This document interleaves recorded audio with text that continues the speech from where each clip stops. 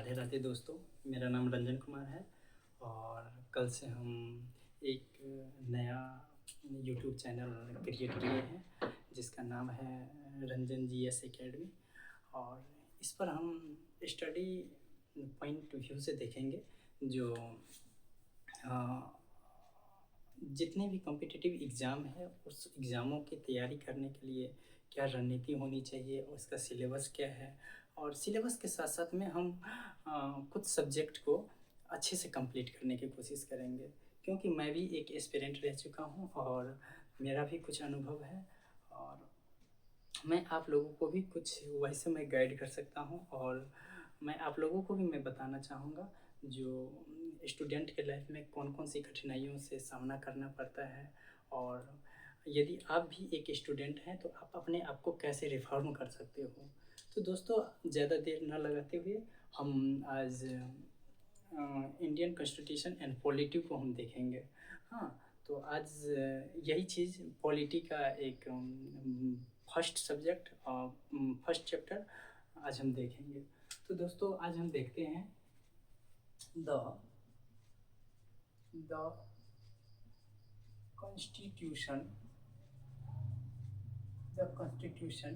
And polity. Polity राज व्यवस्था और संविधान।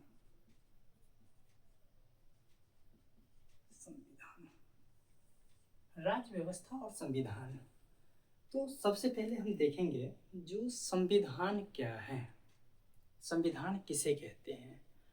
देखो दोस्तों, आप जब भी आप पढ़े होंगे तो उसमें आपको समझने में बहुत दिक्कत होते होंगे जो ये क्या पढ़ाते हैं, क्या समझेंगे।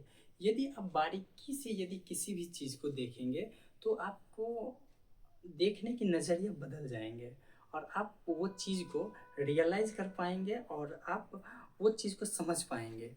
तो अब हम आपको थोड़ा यूनिक भाषा में, बहुत नॉर्मल भाषा में मैं आपको इंडियन कॉन्स्टिट्यूशन एंड पॉलिटी हम आपको बताएँगे। तो सबसे पहले हम देखते हैं संविधान। संविधान किसे कहते हैं? संविधान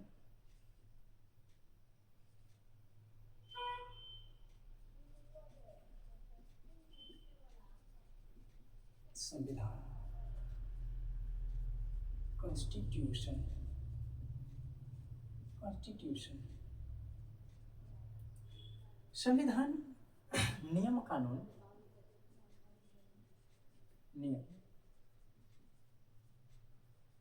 कानून नियम कानून परंपरा परंपरा आदि का संकलन आदि का संकलन जो आदि का संकलन जो एक देश पर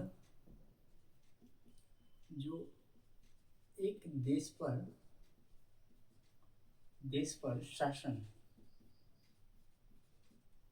जो एक देश पर शासन करने के लिए होते हैं करने के लिए होते हैं होते हैं उसे उसे संविधान संविधान कहते हैं उसे संविधान कहते हैं।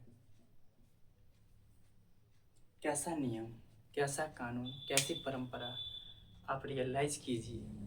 कैसा ना कानून, कैसा परंपरा। हाँ, जो ये नहीं कि संविधान एक लिखित संविधान है, एक अलिखित संविधान नहीं, ये नहीं। संविधान का मतलब जो क्या भारत का संविधान, ये हम लोग आगे में पढ़ेंगे जो भारत का संविधान लिखित संविधान है या अलिखित संविधान। यदि लिखित संविधान है तो लिखित अंश कितना है, अलिखित संविधान है तो अलिखित संविधान है। हम देखेंगे यदि आप लोगों को यदि यदि पढ़ाने का यदि तरीका यदि अच्छा लगेगा तो मैं आप लोगों को बहुत कुछ मैं पढ़ाऊँगा, बहुत कुछ। मैं आप लोगों को अमेरिकन कॉन्स्टिट्यूशन पढ़ाऊँगा, फ्रांस कॉन्स्टिट्यूशन पढ़ाऊँगा। मैं 3-4 कंट्री की कॉन्स्टिट्यूशन आप लोगों को मैं पढ़ा सकता हूँ, क्योंकि मैंने खुद अध्ययन किया हूँ उन सब चीज़ों की। हाँ, तो लेकिन सबसे पहले हम इंडियन पॉलिटी को हम अच्छे तरह से हम कंप्लीट करेंगे और देखते हैं यदि आप लोगों को यदि अच्छा लगेगा तो हम धीरे-धीरे इंडियन कॉन्स्टिट्यूशन, इसके बाद Indian geography and ancient history और बिहार स्पेशल और अभी जो बीपीएससी 72 का जो है उसका पीवाईक्यू और मस्ट वीवीआई क्वेश्चन को कुछ हम कवर करने की कोशिश करेंगे। तो सबसे पहले तो हम देखते हैं इसके लिए नियम, कानून, परंपरा आदि का संकलन जो एक देश पर शासन करने के लिए होते हैं, उसे हम संविधान कहते हैं। संविधान एक एक किताब नहीं होती है, वह शासन करने के लिए शासन शब्द यहाँ पे आया है। शासन क्या है? यहाँ पे ये शासन जो है, शासन का मतलब क्या हुआ? ये शासन शासन शासन का मतलब शासन का मतलब शासन का मतलब होता है जो जो सार्वजनिक जो सार्वजनिक व्यक्तियों पर लागू हो, जो सार्वजनिक व्यक्तियों पर लागू हो वैसा वैसा कानून वैसा कानून उसे शासन कहते हैं। शासन कहते हैं। थोड़ा मार्कर की प्रॉब्लम है तो कल हम देखते हैं, कल हम खुद का मार्कर लेके आ जाएंगे। ये हमारे दोस्त का मार्कर है। तो वैसे ये मार्कर चलता नहीं है, आज अचानक वो मन किया यहाँ पे। वैसे हम पढ़ाई लिखाई से जुड़े हुए हैं, इसीलिए मेरा मन करता रहता है। जो मैं ट्यूशन भी पढ़ाता हूँ, मैं अभी भी 8 से 10 घंटा मैं ट्यूशन लेता हूँ। हाँ, और मुझे पढ़ाने का भी हॉबीज है। ये ना कि आप ये समझना जो भैया ऐसे ही ऐसे नहीं, मुझे पढ़ाने का शौक़ीन है। मुझे पढ़ाने के मन भी करता रहता है, मुझे पढ़ने का भी मन करता रहता है। मैं पूरे दिन में मैं कुछ न कुछ मैं सीखने के प्रयास करता हूँ और सीखता ही हूँ। यदि हम देखेंगे तो दूसरे शब्दों में हम संविधान को यदि हम देखेंगे तो संविधान किसी भी देश का, यदि हम संविधान को दूसरे शब्दों में संविधान को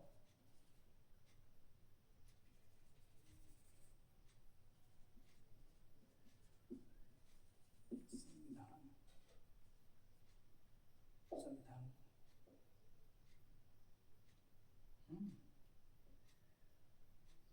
को दूसरे शब्दों में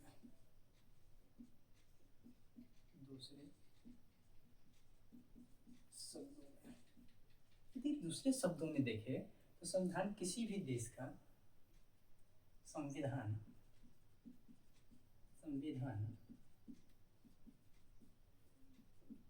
किसी भी देश का संविधान किसी भी देश का कानूनी दस्तावेज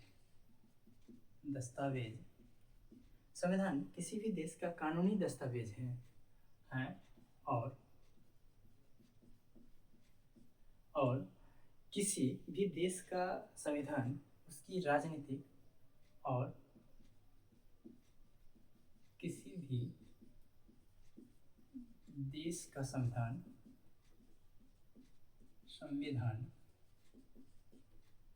उसकी राजनीतिक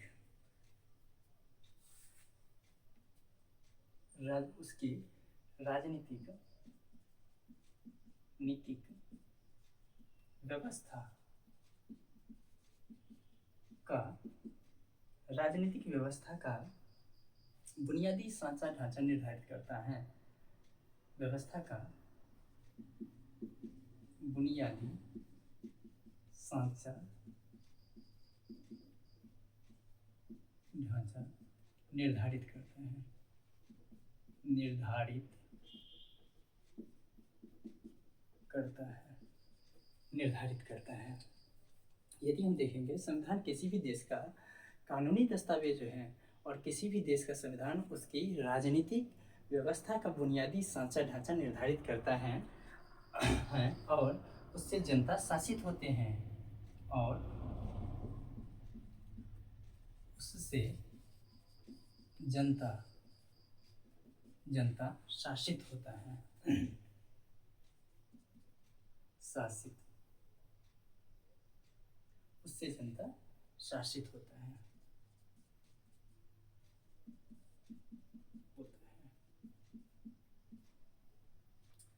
इसे ही संविधान कहते हैं, उसे संविधान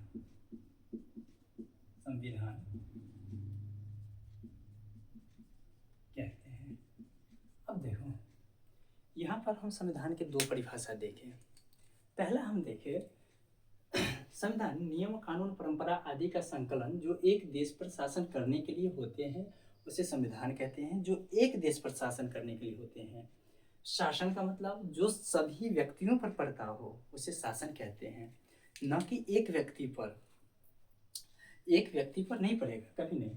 तो जो सभी व्यक्तियों पर, जो सार्वजनिक व्यक्तियों पर लागू हो वैसा कानून उसे हम संविधान कहते हैं। वैसा कानून जो सभी व्यक्तियों पर लागू होता हो उसे संविधान कहते हैं। यदि संविधान को दूसरे शब्दों में हम देखें तो संविधान किसी भी देश का कानूनी दस्तावेज होता है। हाँ, कानूनी दस्तावेज है यह। और किसी भी देश का संविधान उसकी राजनीतिक व्यवस्था का बुनियादी सांचा ढांचा निर्धारित करता है और उससे जनता शासित होता है, उसे संविधान कहते हैं। हम संविधान को अच्छी तरह से इसका डिफिनेशन देख लिए। दो डिफिनेशन काफ़ी है किसी भी एग्जाम के लिए या किसी भी व्यक्तियों को समझाने के लिए, ये दो डिफिनेशन सही है। तो अब हम राज्य व्यवस्था को हम देखते हैं। राज्य व्यवस्था किसे कहते हैं? राज्य व्यवस्था इंग्लिश में हम इसे पॉलिटी कहेंगे।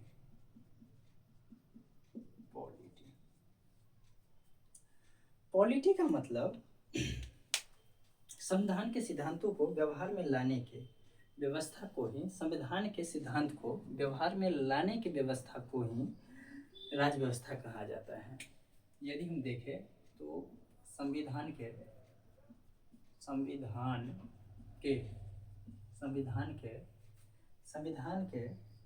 सिद्धांतों को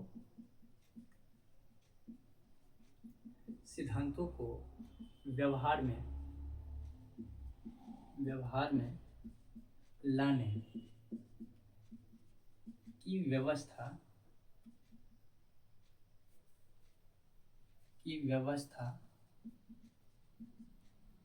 व्यवस्था ही राज्य व्यवस्था कहलाता है। कैसा व्यवहार, यहाँ पे आया कैसा व्यवहार, किस तरह से व्यवहार में हम लाए, कैसा व्यवहार है। जैसे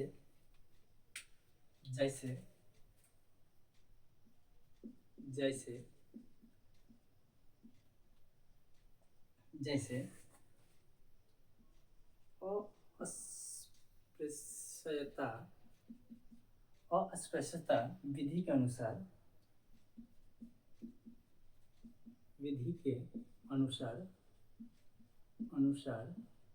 दंडनीय है,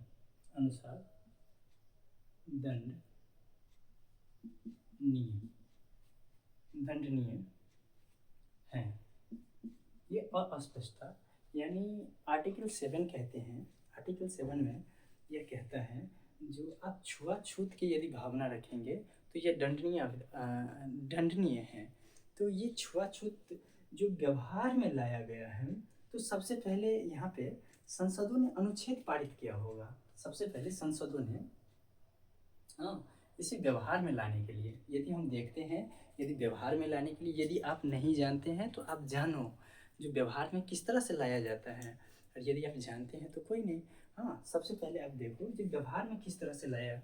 यहाँ पे बोलते हैं संविधान के सिद्धांतों को व्यवहार में लाने की व्यवस्था ही राज्य व्यवस्था कहलाते हैं।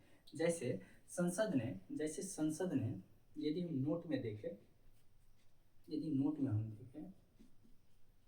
देखें तो संसद ने अनुच्छेद 17 अनुच्छेद 17 पारित किया।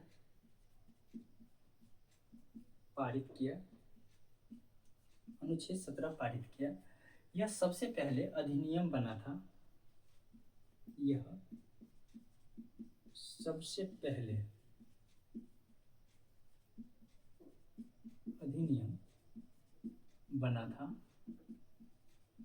पहले अधिनियम बना था। हाँ, अस्पष्टता अधिनियम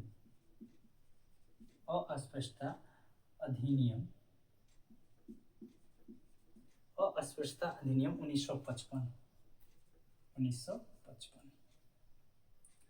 इसका नया नाम यदि हम देखें तो इसका नया नाम नागरिक अधिनियम हो गया है। ये अस्पष्टता अधिनियम का नया नाम नागरिक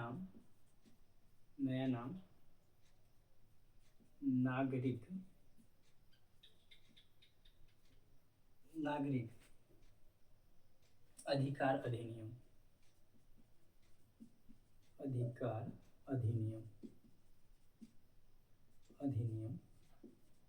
हो गया।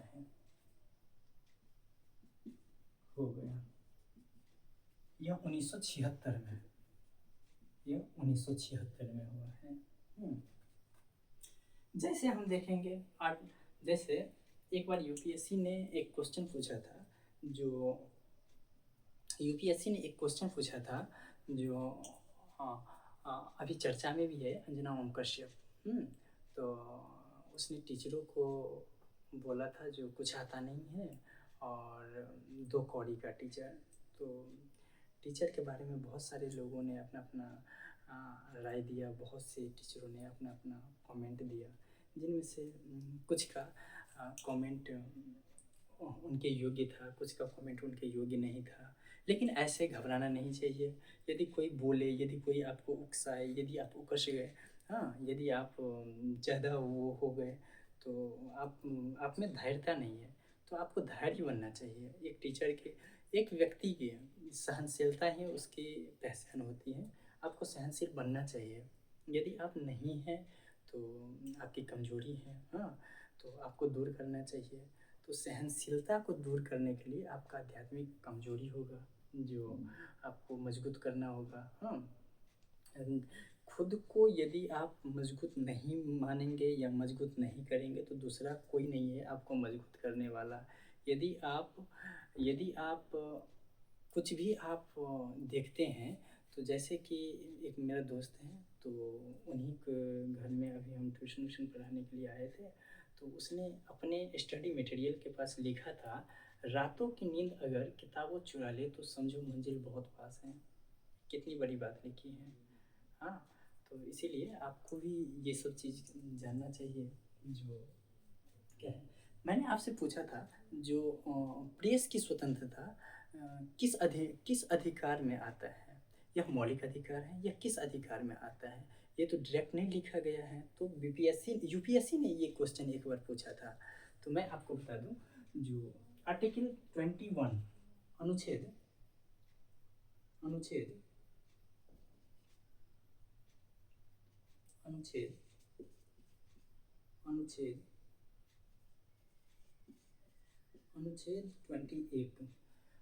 21 यह प्रेस की स्वतंत्रता, या अनुच्छेद 21 यह प्रेस की स्वतंत्रता देती है। यह उसका मौलिक अधिकार है। हम आगे जाकर के मौलिक अधिकार को भी देखेंगे, क्योंकि ये हमारा पहला चैप्टर है, क्योंकि हमारा चैप्टर का नाम ही है राज्य व्यवस्था एंड संविधान, या संविधान एंड राज्य व्यवस्था, इंडियन कॉन्स्टिट्यूशन एंड पॉलिटी। तो संविधान शब्द को हम देखें, संविधान नियम, कानून, परंपरा आदि का संकलन जो एक देश पर शासन करने के लिए होते हैं उसे संविधान कहते हैं। शासन का मतलब जो सार्वजनिक व्यक्तियों पर लागू हो वैसा कानून, उसे हम शासन कहते हैं, या वैसा कानून जो सभी व्यक्तियों पर लागू होता हो उसे संविधान, उसे शासन कहते हैं। संविधान को हम दूसरे शब्दों में भी हम सीखने की कोशिश की। संविधान किसी भी देश का कानूनी दस्तावेज है और किसी भी देश का संविधान उसकी राजनीतिक व्यवस्था का बुनियादी सांचा ढांचा निर्धारित करता है और उससे जनता शासित होता है, उसे संविधान कहते हैं। राज्य व्यवस्था को हम देखें तो राज्य व्यवस्था संविधान के सिद्धांतों को व्यवहार में लाने की व्यवस्था ही राज्य व्यवस्था कहलाते हैं। जैसे आर्टिकल 17, ये अस्पष्टता, ये अनटचेबिलिटी, ये छुआछूत इनके लिए दिया गया था। ये अधिनियम 1955 में बना था, लेकिन अब नया नाम इसका बदला गया है, इसका नाम पड़ गया है नागरिक अधिकार अधिनियम हो गया है। यह क्वेश्चन मस्ट भी है, यह भी आए हैं कोई भी क्वेश्चन के लिए। अनुच्छेद 21, यह प्रेस की स्वतंत्रता, यह यूपीएससी में पूछा गया है, ये यूपीएससी के पीटी में पूछा गया क्वेश्चन है, ये यूपीएससी के पीटी में पूछा गया क्वेश्चन है। अब हम देखते हैं जो थोड़ा संविधान कितने प्रकार के होती हैं और संविधान के थोड़ा इसके बारे में और भी कुछ जानने की कोशिश करते हैं।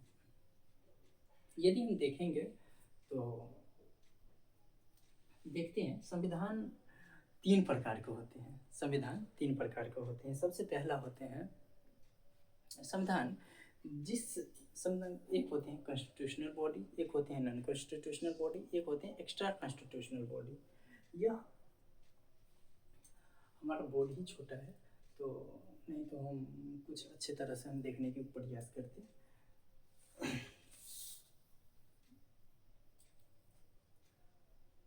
यहाँ पर हम देखते हैं संस्थाएं,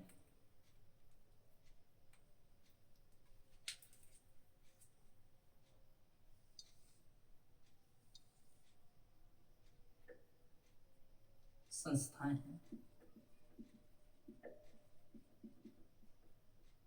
3 प्रकार के होते हैं। 3 प्रकार के होते हैं संस्थाएं, 3 प्रकार के होते हैं। सबसे पहला संवैधानिक संस्थाएं, संवैधानिक संस्थाएं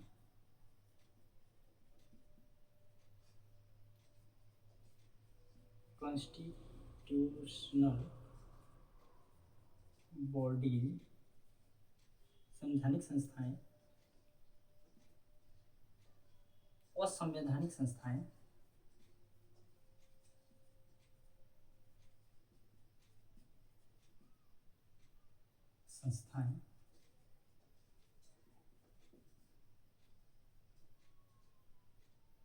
अनकॉन्स्टिट्यूशनल बॉडीज, अनकॉन्स्टिट्यूशनल बॉडीज, और एक होते हैं गैर संवैधानिक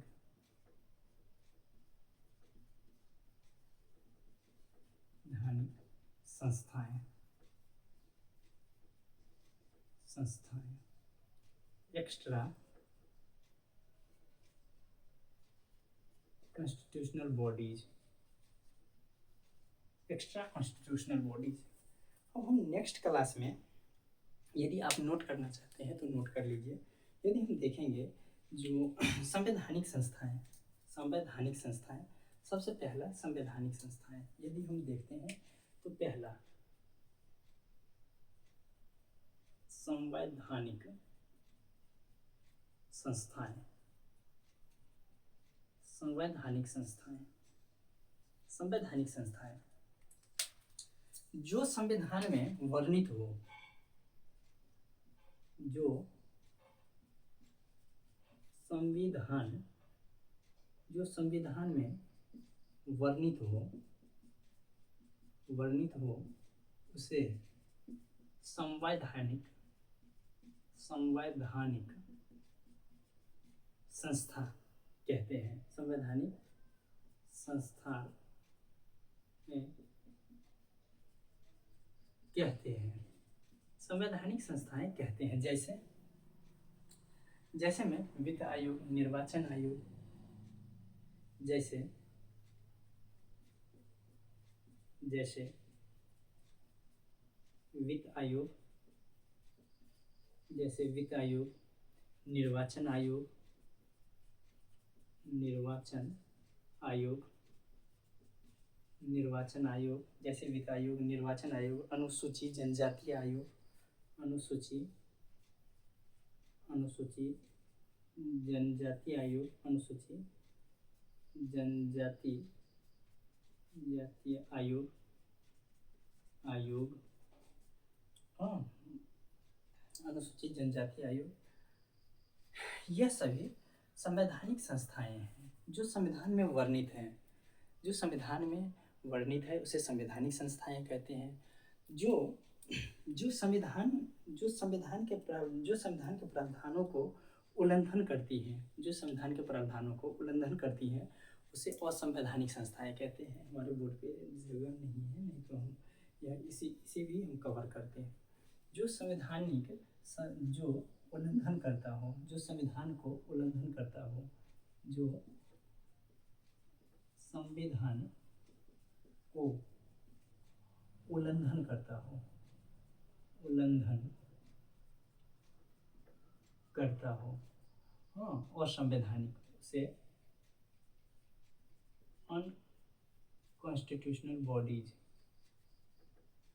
कहते हैं। जैसे आतंकवादी, जैसे आतंकवादी, जैसे आतंकवादी, आतंकवादी, हाँ, आतंकवादी, जिम्मी, जिम्मी, उल्फा, उल्फा, ISI। देखो, हम आप लोगों को एक साधारण शब्दों में हम आप लोगों को फिर से हम बताना चाहते हैं। जो संविधान को उल्लंघन करता हो उसे असंवैधानिक संस्थाएं कहते हैं। जो संविधान को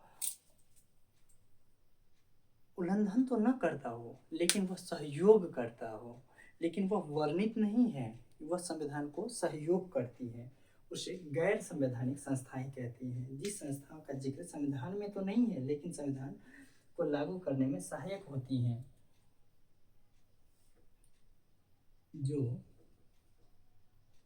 संविधान में वर्णित नहीं है लेकिन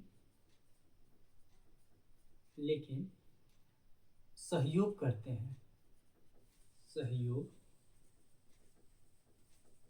हैं, यह एक्स्ट्रा कॉन्स्टिट्यूशनल बॉडीज कहलाता है, यह एक्स्ट्रा कॉन्स्टिट्यूशनल बॉडीज कहलाता है। जैसे हम यदि हम देखेंगे तो नीति आयोग, तो आज की क्लास हम यहीं पे समाप्त करते हैं क्योंकि क्लास लंबा जाएगा और पता नहीं आप लोगों को यह वीडियो अच्छा लगेगा या ना अच्छा लगेगा पता नहीं, लेकिन मैं तो 100% देने की मैं कोशिश करूँगा। आज का यह मेरा पहला वीडियो था। मेरा कॉन्फिडेंस भी अभी उतना नहीं है। यदि मैं कॉन्फिडेंस में आऊँगा तो मैं आप लोगों को अच्छे से अच्छे तरीक़ा से मैं आप लोगों को कुछ स्टडी मटेरियल मैं आपको प्रोवाइड करूँगा और मैं आप लोगों को मैं पक्का मैं विश्वास देता हूँ जो जैसा मैंने 10 साल में रियलाइज़ किया हूँ, जो मैं पढ़ाता हूँ, जिस तरह की मेरा तजुर्बा है उसी तरह से मैं आप लोगों को मैं बताना चाहूँगा और आप लोग भी खुद को रियलाइज़ करेंगे जो नहीं, जो कुछ मैं हूँ वो चीज़ से मैं कुछ और परे हो गया हूँ, क्योंकि मैं भी जिन गुरुओं से मैंने ज्ञान लिया हूँ वह भी कोई साधारण व्यक्ति जैसे नहीं थे, वह भी कुछ अलग ही थे। इसीलिए तो लास्ट में फाइनली हम एक बार रिवाइज कर लेते हैं। आज हम देखते हैं the constitution and polity. Constitutional संविधान नियम, कानून, परंपरा आदि का संकलन जो एक देश पर शासन करने के लिए होते हैं उसे हम संविधान कहते हैं। शासन का मतलब जो एक व्यक्ति पर न पड़कर सभी व्यक्तियों पर पड़ता हो, ऐसा शासन को हम ऐसा उसे हम शासन कहते हैं। संविधान को यदि हम दूसरे शब्दों में देखें तो संविधान संविधान किसी भी देश का वह कानूनी दस्तावेज है जो किसी भी देश के संविधान उसकी राजनीतिक व्यवस्था का बुनियादी सांचा ढांचा निर्धारित करती हैं और उसे जनता शासित होते हैं, उसे ही संविधान कहते हैं। राज व्यवस्था संविधान को सिद्धांतों को व्यवहार में लाने की प्रक्रिया को ही राज व्यवस्था कहा जाता है। जैसे अस्पृश्यता विधि के अनुसार दंडनीय है छुआछूत की भावना। तो आप लोगों को भी पता होगा संसद ने पहले अधिनियम पारित करता है तो सबसे पहले आर्टिकल 17 पारित किया है और यह एक अधिनियम बना, एक्ट बना और यह 1955 में लागू किया गया था।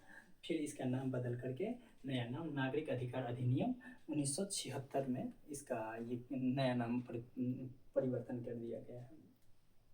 अनुच्छेद 21 यह प्रेस की स्वतंत्रता को देती है जो बीपीएससी पीटी में पूछा गया है। हाँ, यह मौलिक अधिकार के अंतर्गत आते हैं क्योंकि मौलिक अधिकार 12 से 35 हैं। और संवैधानिक संस्थाएं, तो हम यहाँ पे देखें संवैधानिक संस्थाएं जो संविधान में वर्णित हो उसे हम संवैधानिक संस्थाएं कहते हैं।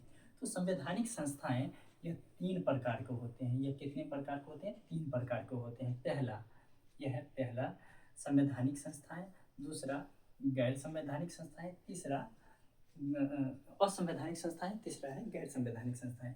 जो वर्णित हो, जो संविधान में वर्णित हो, उसे संवैधानिक संस्थाएं कहते हैं। जो संविधान में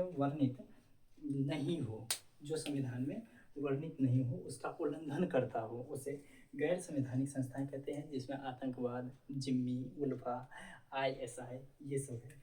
एक्स्ट्रा यानी गैर संवैधानिक संस्थाएं, एक्स्ट्रा कॉन्स्टिट्यूशनल बॉडीज, जो संविधान में वर्णित तो नहीं है लेकिन संविधान के सहयोग करते हैं, उसे ही गैर संवैधानिक संस्थाएं कहते हैं।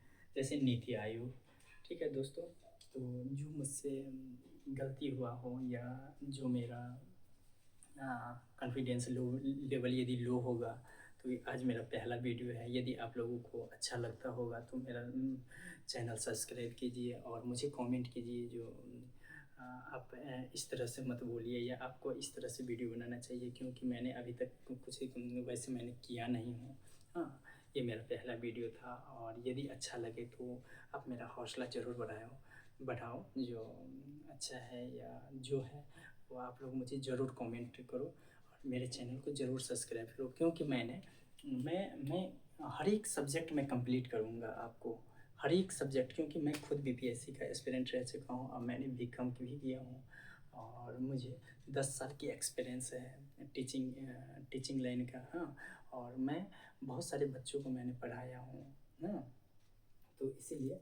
और मैंने 10th का मैथ, 9th का मैथ, 8th क्लास की मैथ, 12th के history, geography, political science and home science, ये सोशलॉजी, मैं सब सब्जेक्ट में मैं आप लोगों को मैं पढ़ाऊँगा। इसके बाद यूपीएससी और बीपीएससी के जितना भी एडवांस बुक है और एनसीईआरटी उसमें हम समेटने की कोशिश करेंगे। एडवांस बुक हम पहले क्लियर करेंगे और एनसीईआरटी का भी हम प्ले लिस्ट में हम आप लोगों को बता देंगे।